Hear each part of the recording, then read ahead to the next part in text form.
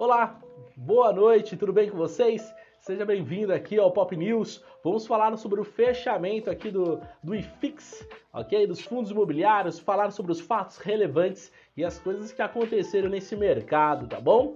Bom, você já sabe, você é de casa, curte, compartilha, deixe seus comentários, tá bom? Para que esse material chegue cada vez mais a outras pessoas, tá bom? Isso é muito importante aqui para o meu canal. De qualquer forma, vamos sem delongas e já tá aparecendo aí na telinha para você o IFIX. E olha só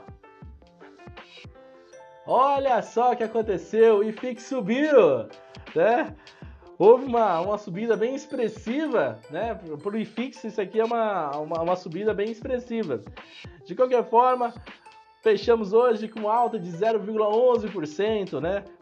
Na carteira teórica ficou em R$ 2.795,53, uma alta de R$ 3,14. Fico feliz porque vimos de dias e dias sempre de quedas, umas quedas um pouco maiores, umas quedas bem menores, mas vimos de quedas, né? E ufa, né? Dá aquela respirada um pouco, o IFIX subiu, ok? Então vamos aqui para as maiores altas do dia.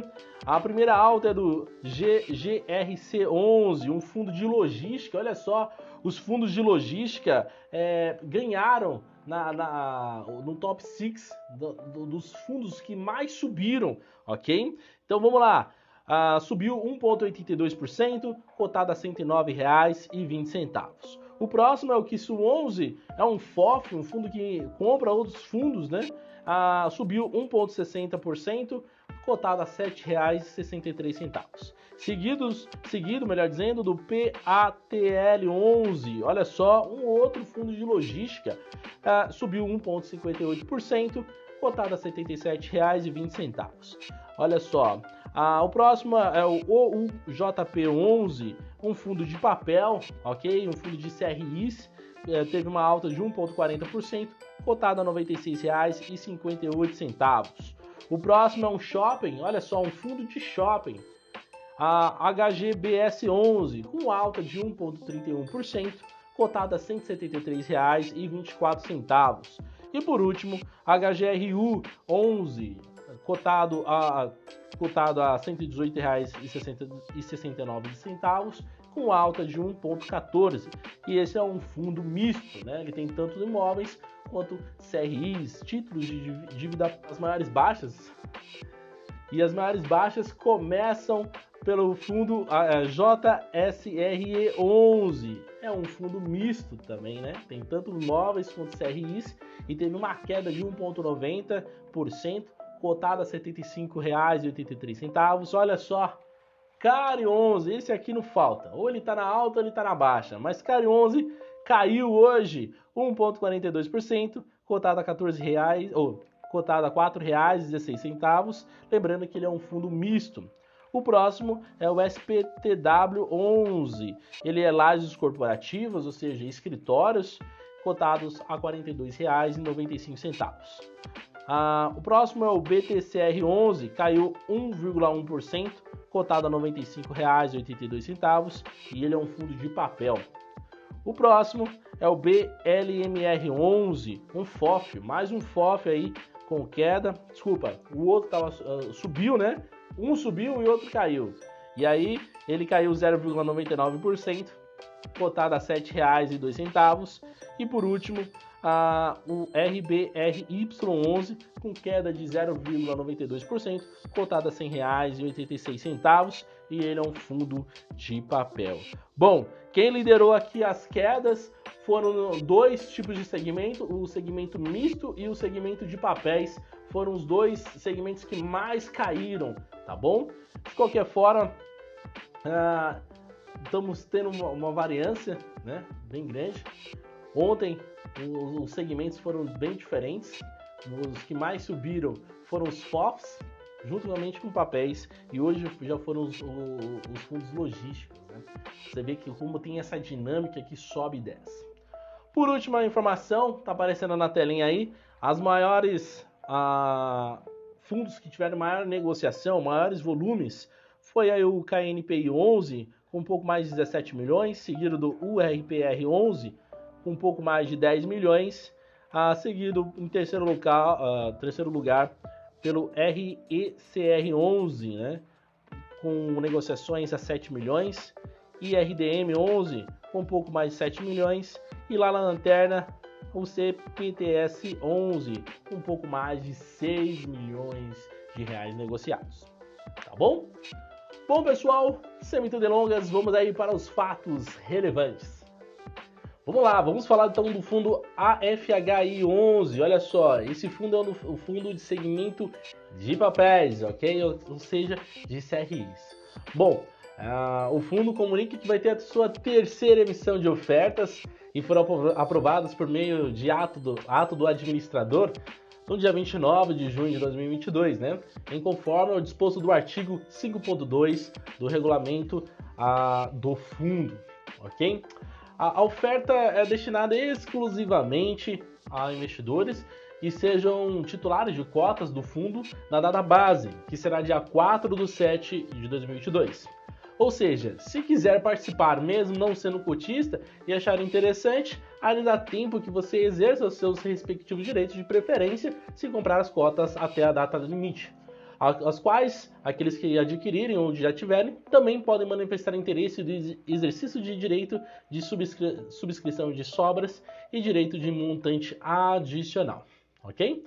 O montante inicial da oferta é de R$ 33.814.457,76, representados aí por até 350.736 novas cotas, podendo tal montante ser aumentado, né, na primeira hipótese, em virtude da emissão do lote adicional, uma situação até mesmo normal, não tem muita novidade a respeito sobre isso, ou numa segunda hipótese, diminuído no caso de distribuição parcial, observado o montante mínimo da oferta. Então, geralmente nessas subscrições você tem um montante adicional, se tiver muita procura, eles aumentam, e se houver pouca procura, existe o mínimo, né?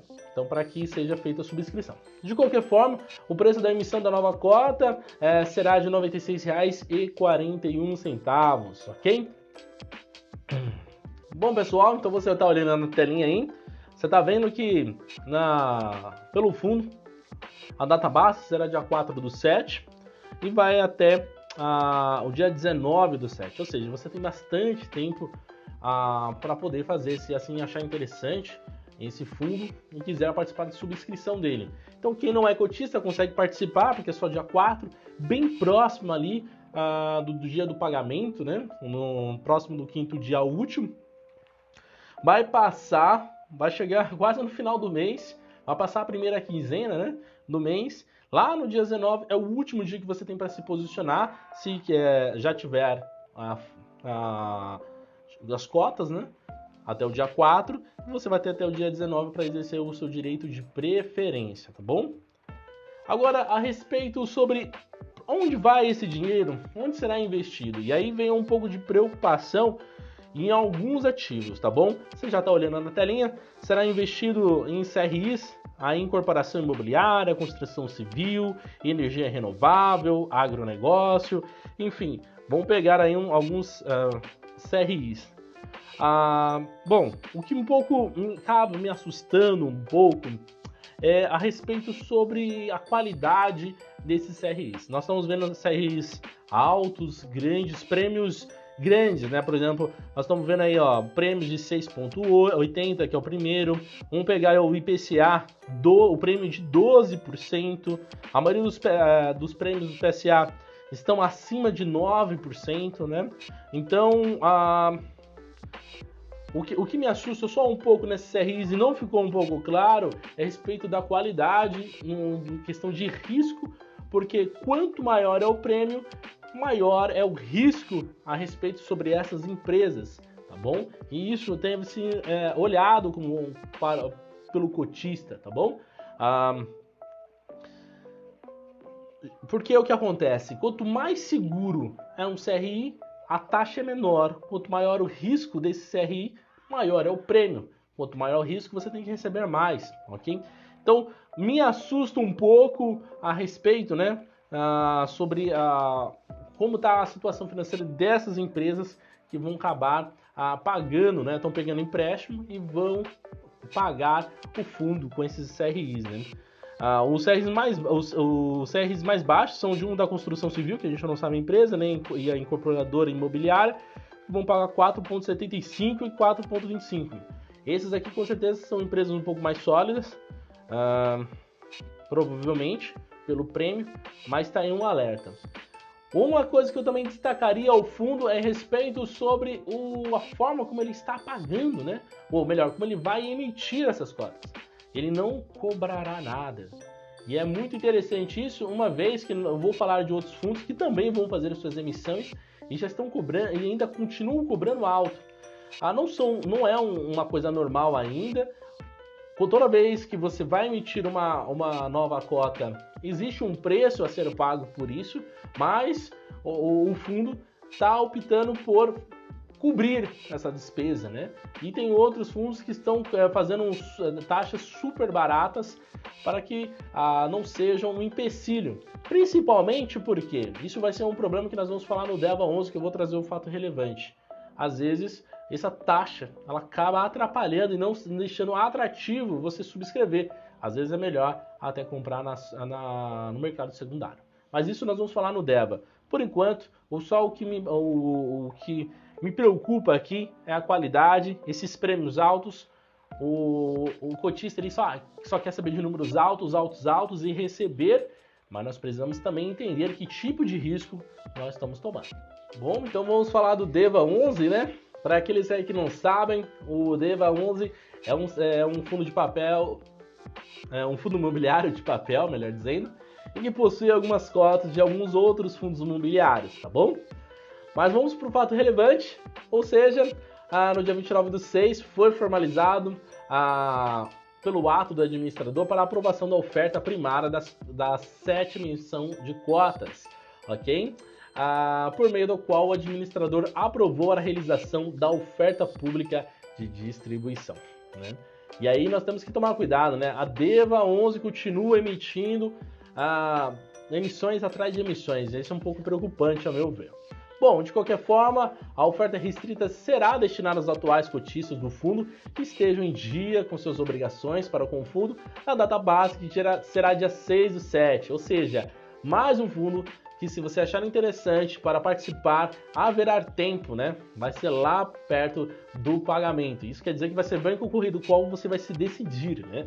Bom, serão emitidas inicialmente até 1.548.150 novas cotas. É bastante, né?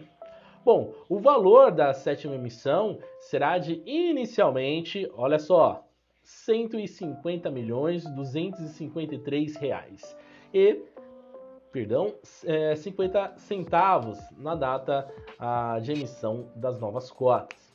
Tá bom? O preço da emissão das novas cotas será de nada mais nada menos que R$ 96,89 por cota.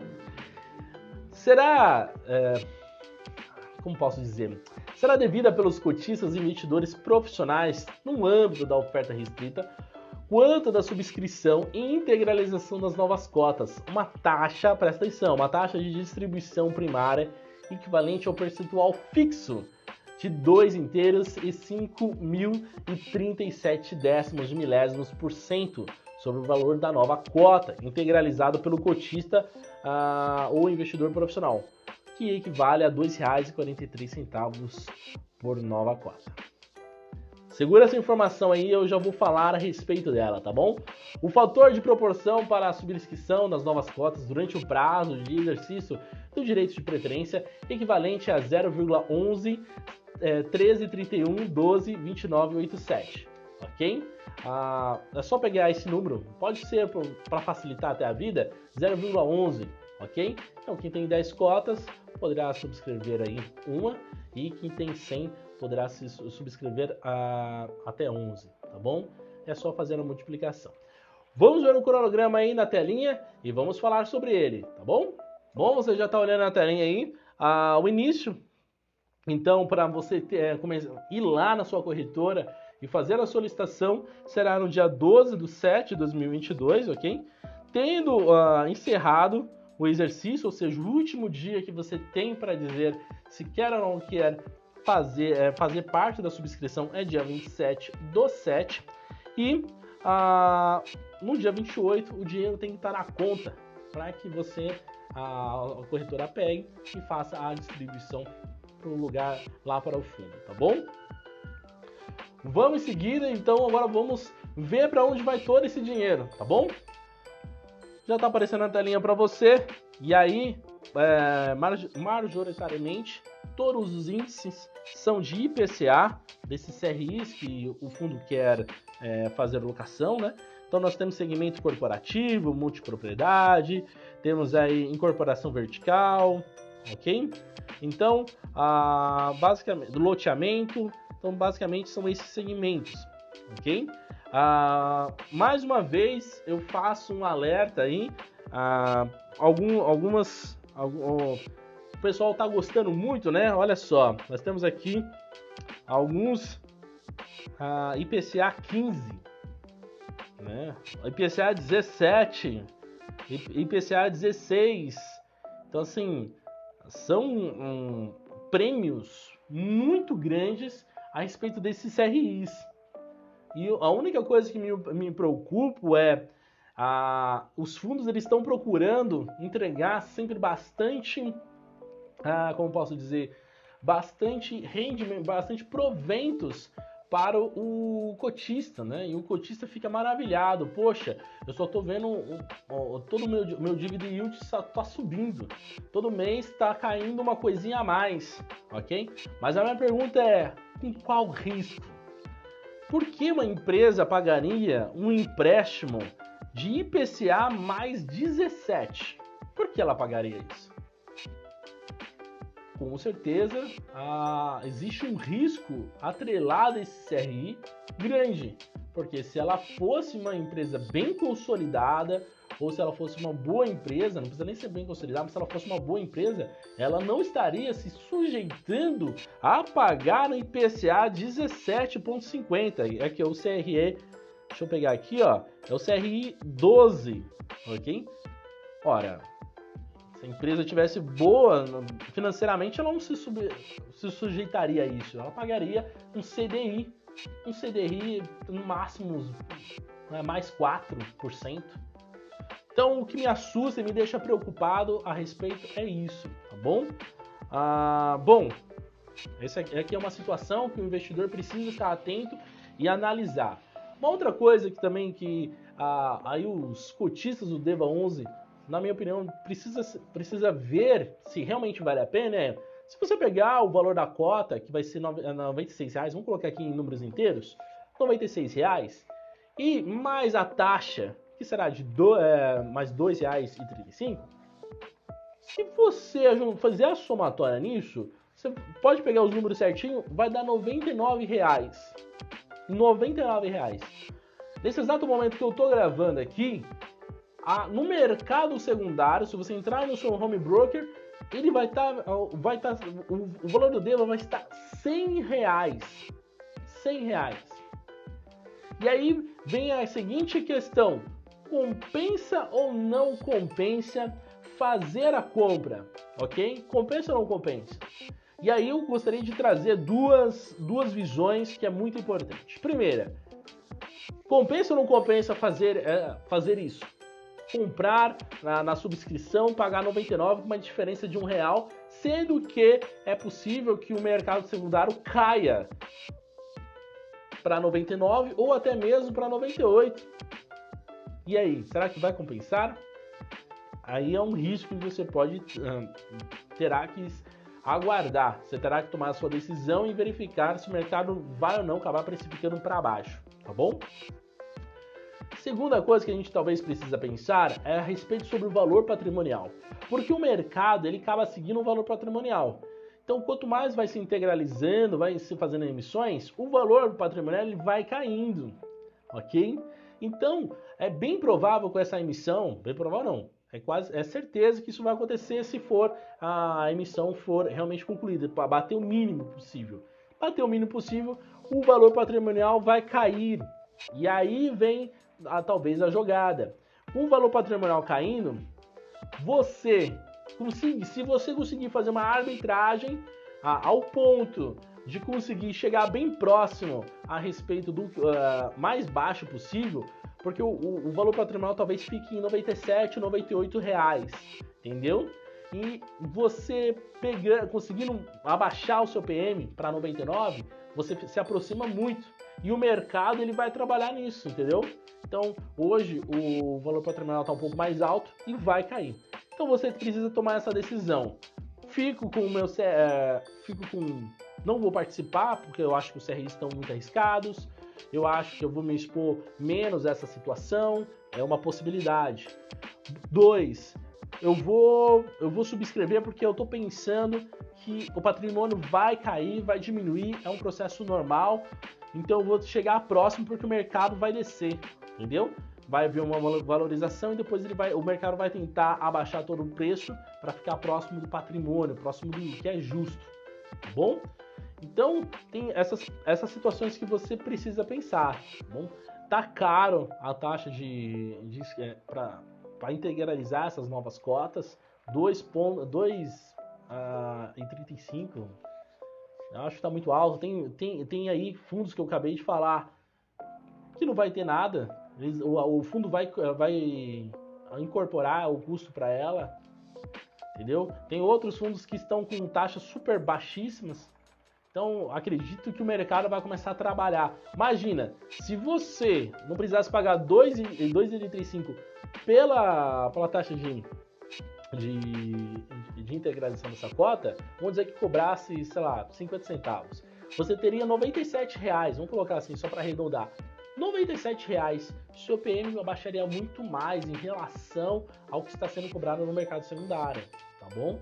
Então essas coisas precisam ser pensadas por você, se realmente vale ou não a pena, tá bom? Vamos ver se tem mais alguma coisa que eu queria destacar aqui para vocês. Não, eu acho que seriam isso mesmo, tá bom? Então pensem bem a respeito e tomem as suas decisões. Bom, pessoal, vamos lá falar do fundo RBVA11. Ele é do segmento varejo, né? Para muitos sites especializados, mas podemos dizer que ele é um segmento de tijolos, né? Tem os seus imóveis ali.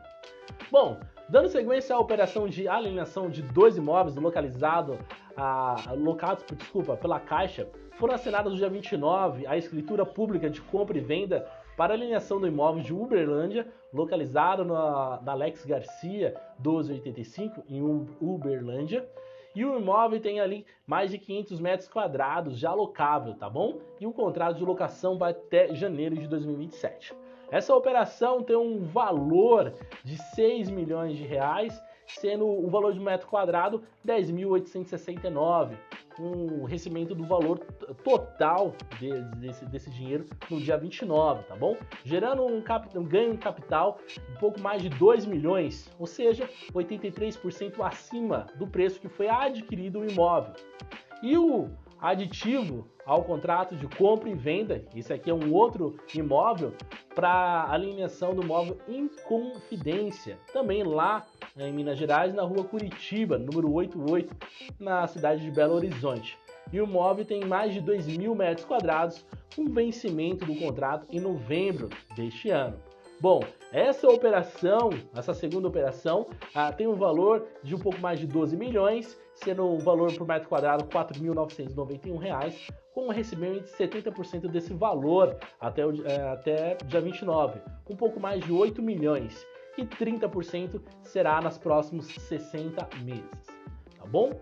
Bom, o ganho de capital total da alienação da Inconfidência, quanto o recebimento do valor total, será de aproximadamente 4 milhões, tá bom? Um valor de 60% acima da aquisição do imóvel. Então, o RBVA fez aí o seu papel e conseguiu fazer bons negócios. O ganho de capital, então, é de 772 mil no primeiro semestre de 2022 e deverá ser de 3 milhões no segundo semestre. O valor bruto total desta operação foi de nada mais, nada menos que 18 milhões de reais. Ok? Tá aí o RBVA fazendo bons negócios, comprou barato, vendeu caro, está excelente na minha opinião.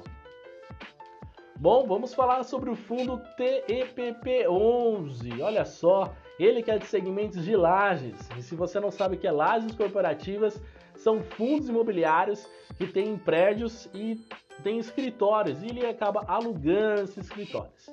O fundo vem aí comunicar 4 situações. E a primeira delas é a celebração de adiamento ao contrato de locação celebrado entre o fundo e as empresas StayTrain e StayTrain BR LTDA, ok? Foi aprovada a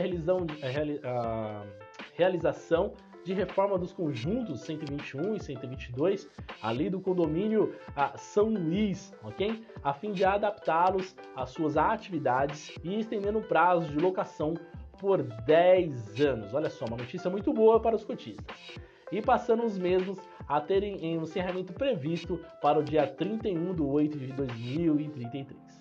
Bom, a segunda situação é a celebração de adiantamento ao contrato de locação celebrado entre o fundo e a empresa AT&T Global Network Service Brasil LTDA, a fim de estender o prazo ali de locação dos conjuntos 61 e 62 do edifício Torre Sul até dia 31/12/2025, reajustando, é claro, o valor do aluguel conforme variação acumulada do IGPM e reforçando as penalidades em casos de rescisão antecipada.